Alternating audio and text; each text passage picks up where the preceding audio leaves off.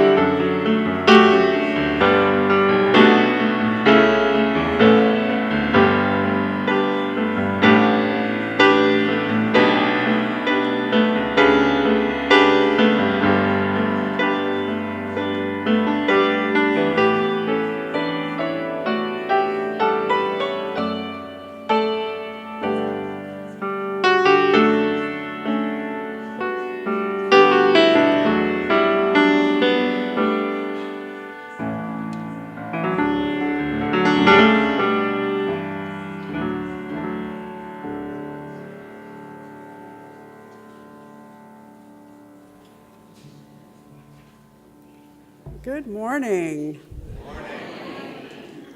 I'm Rima Cameron, and I look forward to sharing the leadership of today's service with Reverend Bran Lennox on this lovely fall day. Whoever you are, wherever you live, whomever you love, whatever you do for a living, you are welcome at the Unitarian Church of Harrisburg. We invite you to join us for coffee hour following this morning's service, either downstairs or on Zoom. Online or in person, we're glad you're here.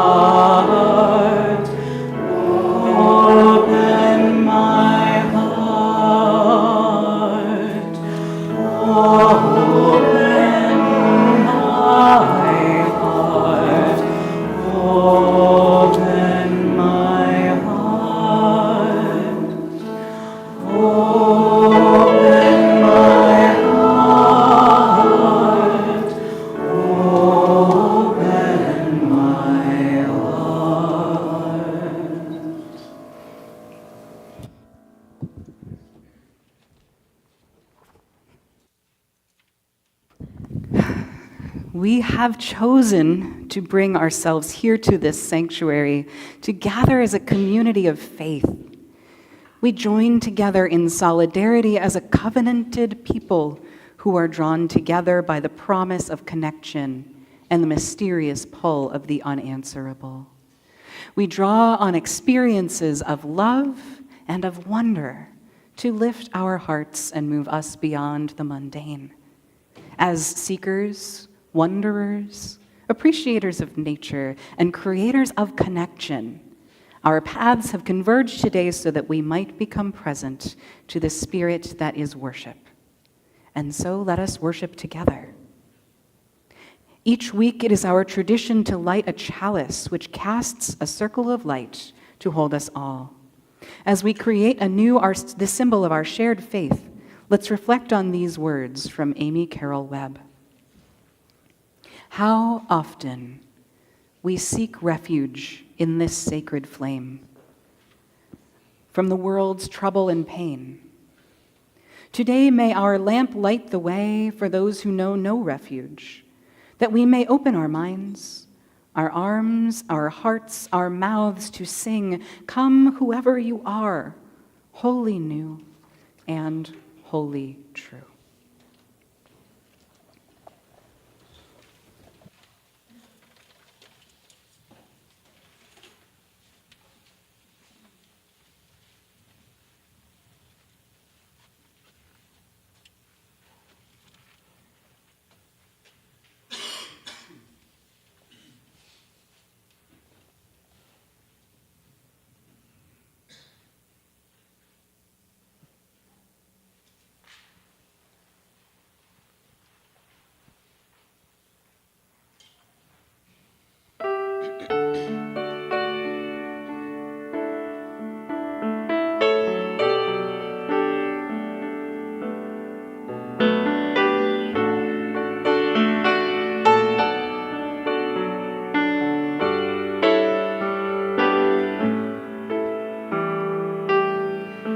How did we get to this place where we could look at each other's face and see anything but beauty and understanding?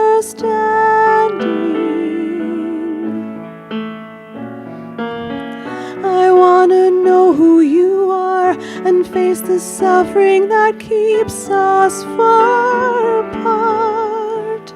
I can never truly see the world through your eyes or take away your pain, but I'm listening, and I'm hoping you can hear me saying, "Our neighbor, you are beloved.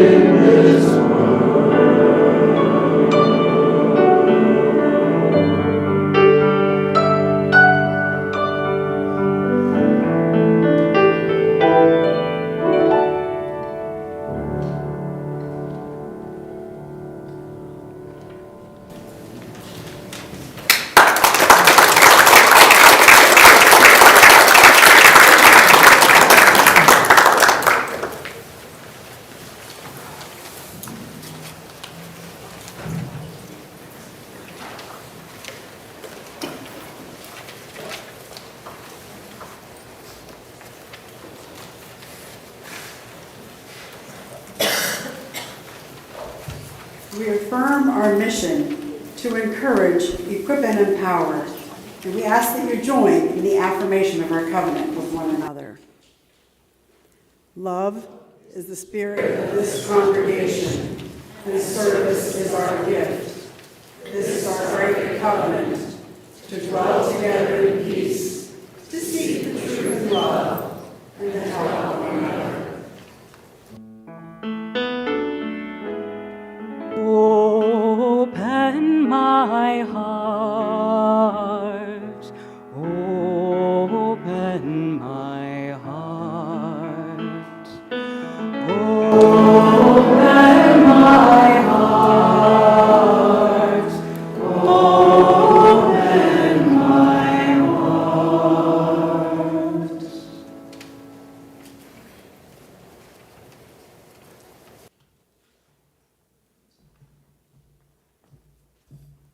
Good morning. So for all my visual learners here, make sure you have your eyes ready, your imagination ready. So today's story is titled Red. It's a crayon story, as told by Pencil. He was red, but he wasn't very good at it. His teacher thought he needed more practice. Ms. Scarlett said, "I'll draw a red strawberry, and then you draw a red strawberry." "You can do this," said his teacher. "Really?" But he couldn't, really.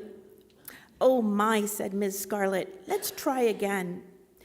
His mother thought he needed to mix with other colors, so he sent him out with yellow and told them to draw a nice round orange. But what color do you think they got? Yeah. A greenish one instead.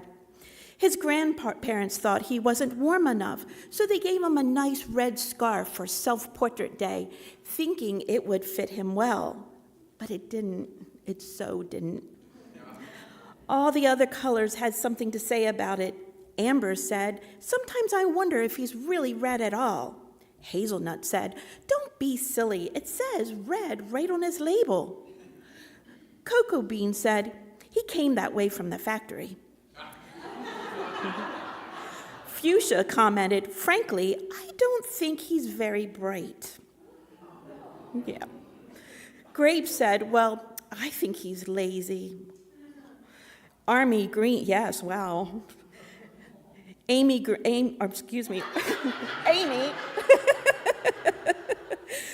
Army Green agreed. "Right. He's got to press harder. Really apply himself," added Steel Gray. Sunshine Yellow said, "Give him time. He'll catch on." Sea Green agreed. "Of course he will." But he didn't catch on. Green drew a green frog, black drew a black sheep, brown drew a brown cow, and red tried to draw a red ant, but all the supplies wanted to help. The masking tape thought red was broken inside, so he gave him red tape to hold him together. Scissors thought his label was too tight, so she gave him a little snip. And Pencil, thought he wasn't sharp enough.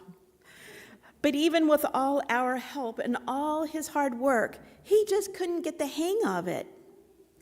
So one day, he met with a new friend named Barry. And Barry asked, "Will you make a blue ocean for my boat?" "But I can't, I'm red." "Will you try?" So he did. "Thank you," said Barry, "it's perfect." "You're welcome, it was easy." And he didn't stop there. He made bluebells and blue jeans and bluebirds and blueberries and a blue whale. "I'm blue," he exclaimed. And everyone was talking about it. His mother, Olive, said, "My son is brilliant." Amber asked, "Who could have known he was blue?" Hazelnut replied, "I always said that he was blue." Yeah. Sounds so familiar, yeah. "It was obvious," added Cocoa Bean. "His blue ocean really lifted me," said Barry. Sea Green raved, "All of his work makes me happy." Brown said, his blue strawberries are my favorite. He's so intense, said Apple Green. I love that one. He's so intense. Yellow said, I'm going to make a green lizard with him, a really big one. Gray said, I hear he's working on a new project. Miss Scarlet said, he's really reaching for the sky. And he really was, because the sky is blue. All right, we are going to our classes today.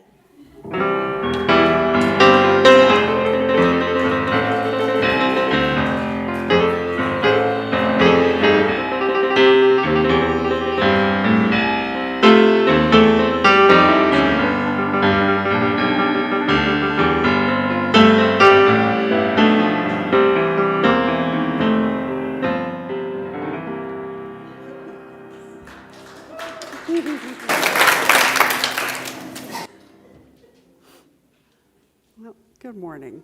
So when thinking about the subject of the power of a broken heart, it occurred to me that this involves those that create this feeling and actions that can potentially create this feeling. As I grew up in a predominantly Democratic household, feelings of sadness and happiness were dependent on those around me. As I grew up and graduated from high school, I found that I was responsible for my own happiness. Being a music major in college helped me to be more outgoing, therefore enabling me to be more independent.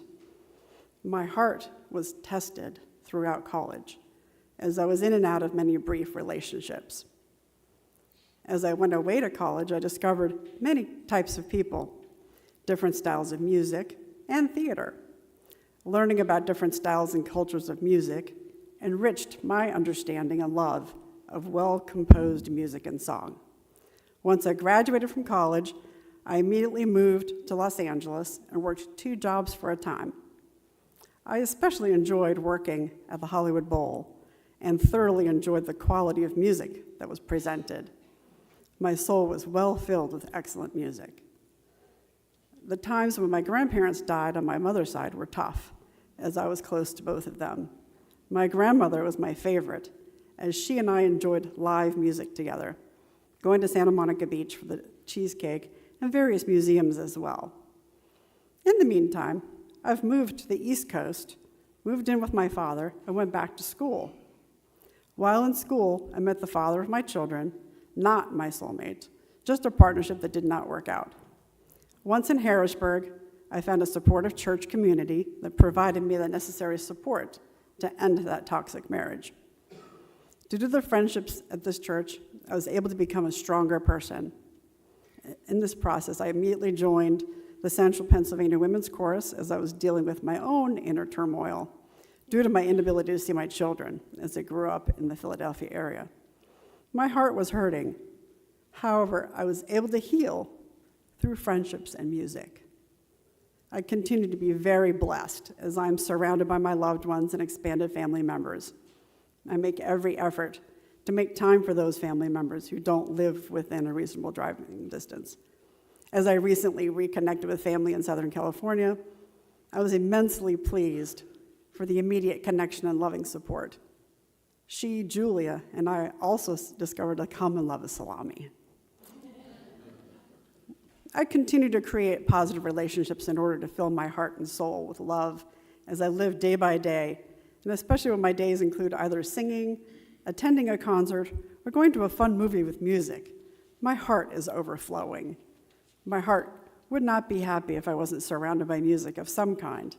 Excellent food, and those whom I love, my kids, my wife, my mom, stepmom, and my church community.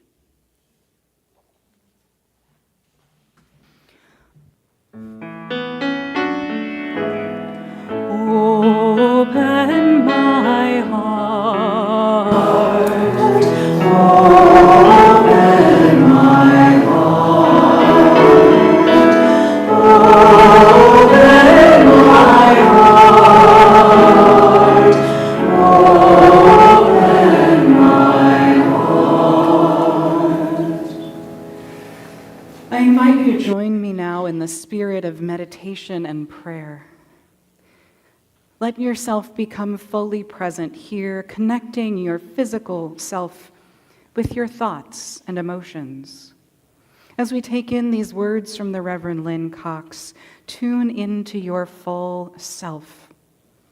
Pay attention to moments when you feel these words in your body, moments when they shake new thoughts loose in your mind. I invite you to give yourself the gift of gentle awareness now. Spirit of life, who draws us together in a web of holy relationships, make your presence known with us and in us and among us. Remind us that we are not alone in history. Ignite us with the courage of the living tradition. Remind us that we are not alone in entering the future. Anchor us with patience and perseverance. Remind us that we are not alone in our times of grief and pain. Comfort us with your Spirit, manifest in human hands and voices. Remind us that we are not alone in joy and wonder. Inspire us to honor and extend the beauty we find in this world. Divine music of the universe, let our hearts beat in diverse and harmonious rhythms, cooperating with an everlasting dance of love. May we move with the rhythms of peace. May we move with the rhythms of compassion. May we move with the rhythms of justice. Source of stars and planets and water and land, open our hearts to all of our neighbors. Open our souls to a renewal of faith. Open our hands to join together in the work ahead. So may it be, and blessed be, and amen.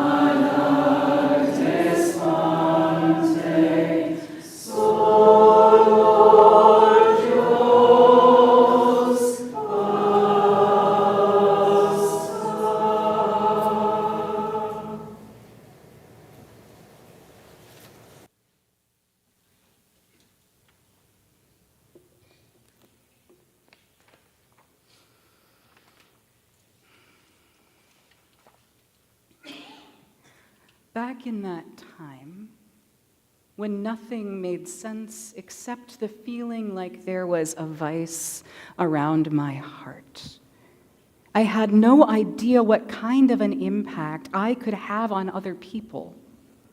It's unsettling to think back on it now, but for a long time, I did not believe it was possible for me to hurt anybody. Don't you know, I wanted to say anytime someone was upset with me, don't you know what's happened to me? How can you act like I've done something wrong? I'm just trying to keep breathing. Back in that time, and for many years after, I ached as I wondered why it was so hard to feel safe. I could not understand why love and friendship were always so fraught. I would never, ever hurt somebody I cared about. Being a loving person was my biggest priority, and yet somehow there was always something out of alignment. I've been hurt. I've been hurt. I've been hurt was the sound of my heartbeat. I wanted to dedicate my life to never being like the people who had left me feeling this way. The idea scared me so much that anytime I would start asking myself if maybe I was harming someone, terror and shame would swallow me up. If I was a harmful person, I did not deserve love or friendship or community. I couldn't stand to think about it. My heartbeat would race and my mind would shut down. Open my heart, open my heart, open my heart, open my heart. By a grace beyond my own imagining, today I can tell you, with no shame or fear at all, that I have definitely done things which have hurt other people, and I will undoubtedly do so again. This is the human condition, after all. But I can also tell you that my behavior is overall a lot less harmful now than it was back in the time when my world was ruled by my broken heart. In this world, many, far too many of us are subjected to various forms of deep spiritual wounding.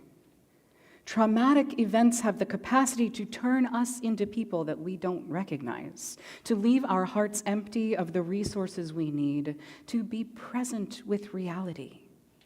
Now, in a kinder, more liberated world, we might all be given the time and support and understanding we need in order to find healing.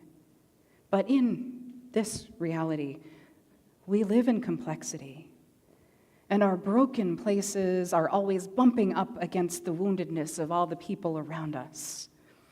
When we can't find a way to grow around the pain, we inevitably end up contributing to cycles of harm. When I was ruled by my brokenness, I was trying to protect myself by dividing the world into a dichotomous arrangement of abusers and victims.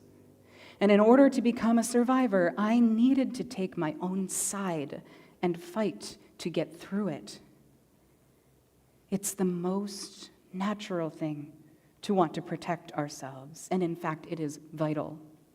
If we don't protect ourselves, the people who care about us end up having to try to do it for us, which can really make a mess of things. Protecting ourselves is even an important part of healing. You wouldn't try to navigate the world with a broken leg and no cast on. When I think back now to the time that I made mistakes out of a desire for self-protection, I can offer myself compassion. I know I was doing the best that I could with what I had at the time, even as I know I would make different choices now. Now, the part that I wish I had understood sooner is that I have access to a far deeper sense of safety since I've come to recognize my own agency. Learning that my actions have impacts on other people is empowering, it is freeing, and it is humbling. Some of my prior beliefs were absolutely right. I don't want to be someone who hurts other people. I want to be a loving person and exhibit care. Working to stop cycles of abuse is of essential importance today. But I didn't know back then that we are all so much more capable of living out these intentions when we use our experiences of brokenness to inspire us to both greater connection and greater accountability. Some of the sources of grace which helped me most in my journey were from people who modeled accountability for me. I had an ex-partner who spent 6 months after we broke up fielding all of my angry text messages as fair feedback. At one point, a family member who was mean to me when we were kids called me up just to apologize for those actions, even though they happened so long ago. And when I got into seminary, my colleagues practiced modeling how to give and receive honest feedback about harm as we delved our way through vulnerable learning conversations. One of those colleagues once posed a question to a group of us. Are there times when you find forgiveness easier than others, and why? In that moment, it all came into focus for me. Every time I had been able to reach a place of real, meaningful forgiveness, it had been because the person who had hurt me had been able to offer any genuine accountability. Not just an apology, but demonstrations of new insight and changed behavior as a result of the incident. I wanted to be able to give other people that feeling myself. I wanted to be able to give other people that feeling myself. Yes, I still had a broken heart. Yes, I was sure that the world continued to have the capacity to wound me. But suddenly, I was driven by a desire not to be seen as blameless and good, but to enact goodness. It didn't matter anymore if I admitted I had been wrong, because there was something I could do about it. But here's where the lesson gets unsettling in its complexity. In order to embody this new sense of agency and accountability, it was necessary to deconstruct the dichotomy that I had internalized. I had to stop. Really and truly, all the way to my bones, I had to stop sorting people into demon and innocent, into monster and hero, and into abuser and victim. It was time to let go of those labels. And now hold on. Before you get really worried about who you've allowed into your pulpit, let me clarify.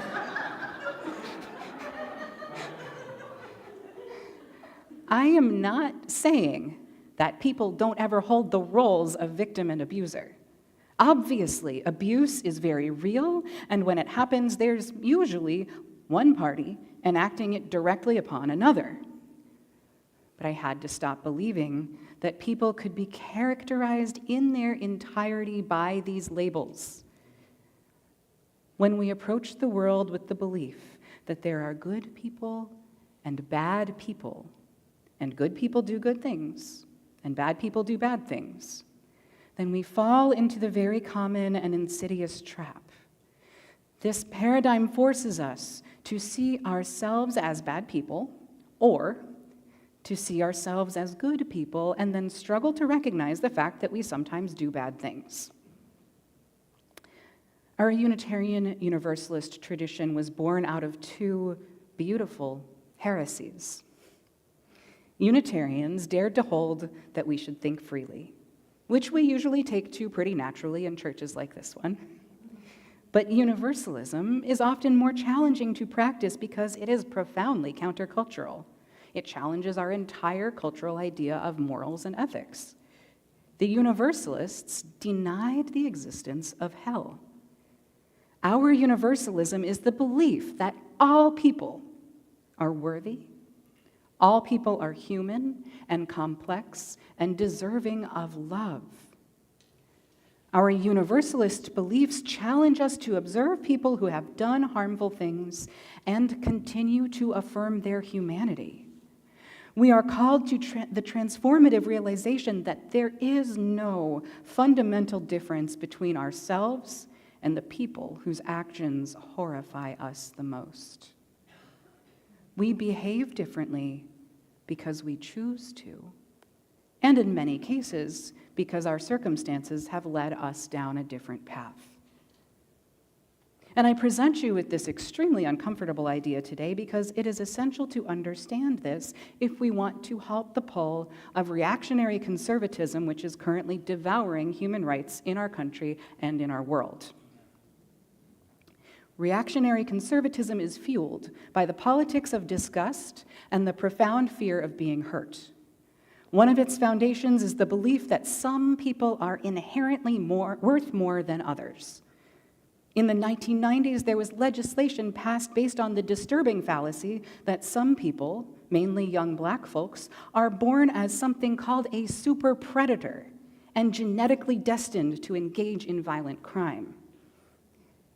Proponents of authoritarianism leverage terrifying stories of fringe case horror to convince the public to accept infringements upon the rights of disenfranchised human beings. And unless we are in the practice of reminding ourselves that we are not inherently different from any other human being, we risk falling prey to these manipulations. There are no other people's children in this world. Every wound that has ever been inflicted has been done by somebody's child. Maybe it was your own child. Maybe it was your neighbor's. Maybe it was a child born halfway around the world. If you would fight to forgive, to protect, and to heal your own child if they cause someone else serious harm, I want you to ask yourself now, what makes any other person less deserving of the same care? Open my heart, open my heart, open my heart, open my heart. So what do we do now?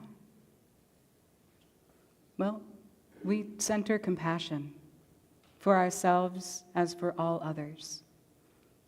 And this does not mean throwing away our boundaries or sacrificing our safety and well-being. It doesn't mean we should accept abuse or keep people in our lives who are committed to harming us. What it does mean is acknowledging our own capacity for harm. Sometimes it means talking with a friend who's been out of line towards someone else in their life and working to help them understand where they've gone wrong. And sometimes it means intentionally accepting someone into community who has done something awful in the past and is now in need of healing. Sometimes it means working locally to reduce incarceration. Maybe it means thinking of that one person that you can't make peace with and putting your hand over your heart and wishing them wholeness. When your heart is broken, let it connect you with all the other billions of broken hearts out there. When you labor to make other hearts whole, you are healing your own. When the enormity of injustice threatens to overwhelm you and makes you want to withdraw from connection, let the depth of your familiarity with pain and your instinct for protection be tools to help you offer your own unique gifts towards our collective redemption. Let yourself be called to concrete action, I have 2 challenges to offer you this morning, and I invite you to consider whether one or both of them might help you to grow. First, I want you to listen carefully this week for a moment when someone gives you the gift of informing you, no matter how loudly or quietly, that you've made a mistake and you've done something that hurt them. Try to accept that feedback and savor it, and then offer an unequivocal apology.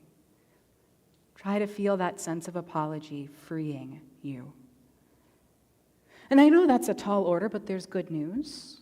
The second part is even harder. I want you to tune into your inner experience the next time that you encounter someone who makes you uneasy. And without shame or judgment for yourself, explore what biases and stories are present in your mind in regards to that person. And notice whether your response to them changes at all once you've internally acknowledged your inner narrative. And this kind of work can seem either superfluous or maybe out of reach when we are feeling surrounded by the brokenheartedness in and around all of us. But through this sort of gentle exploration and courageous kindness, we have a tremendous amount of power to change ourselves, heal our hearts, and spread practices throughout all of our communities which honor each other's humanity. It's time. Let's do the work together.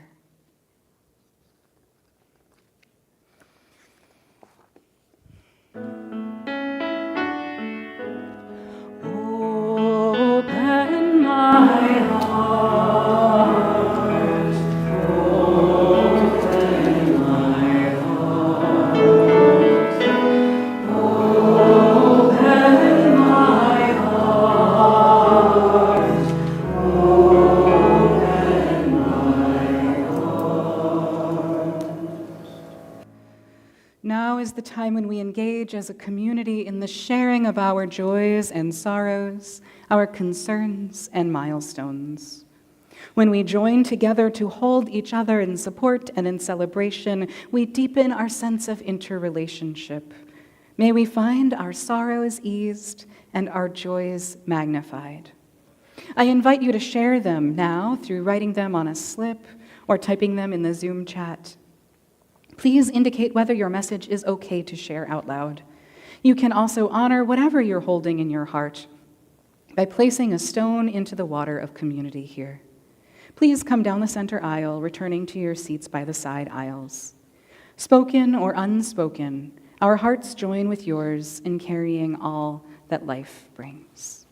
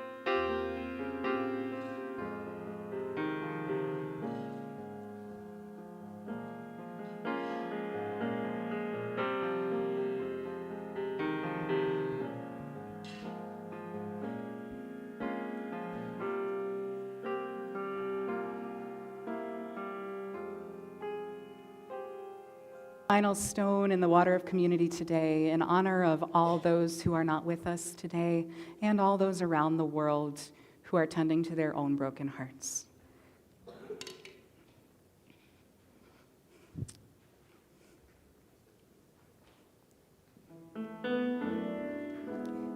you.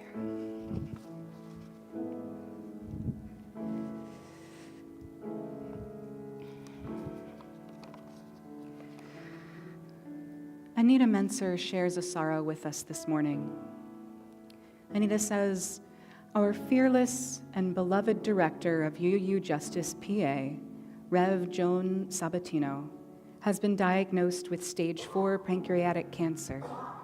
She has moved to Viva Senior Living in Harrisburg and will begin chemotherapy on Monday.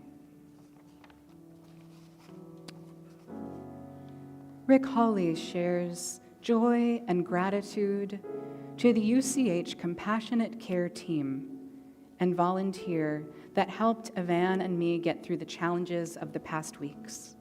Many thanks to Dorothy Brown and others.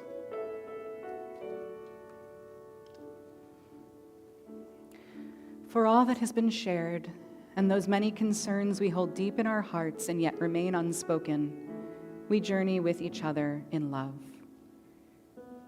Let's enjoy a moment of silence.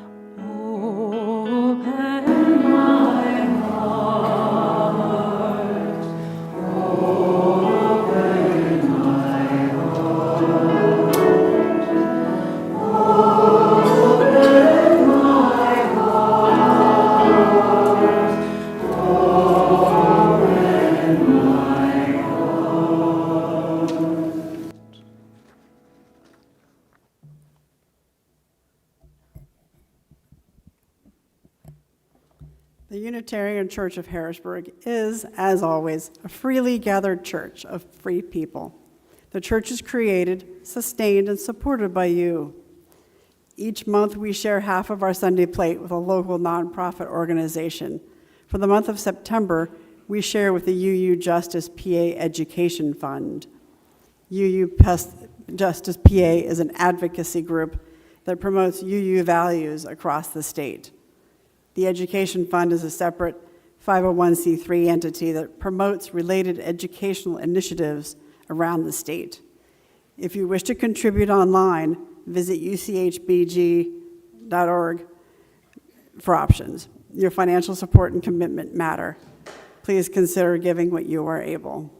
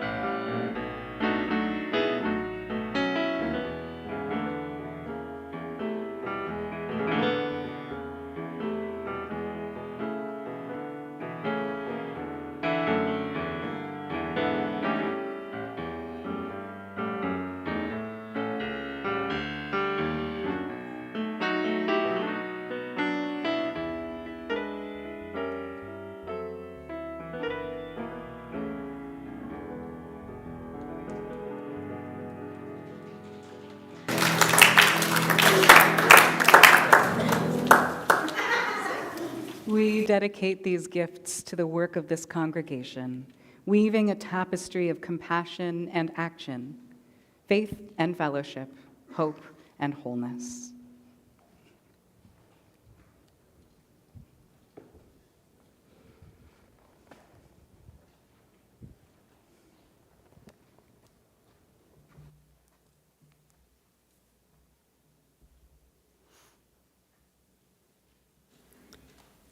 This is beginning the responsive reading.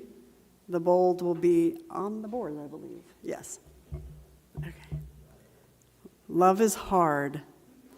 Love for people, especially those who are different from you. Love that says, I see you as a person. Love that says, let your unique light shine in the world, because each of our souls touches divine mystery. Love that says, we're on a journey together, and my fate is tied up with yours. Love that grabs you and won't let go until your whole life is dedicated to starting with love. Love that changes the world. Love is hard. Do it anyway.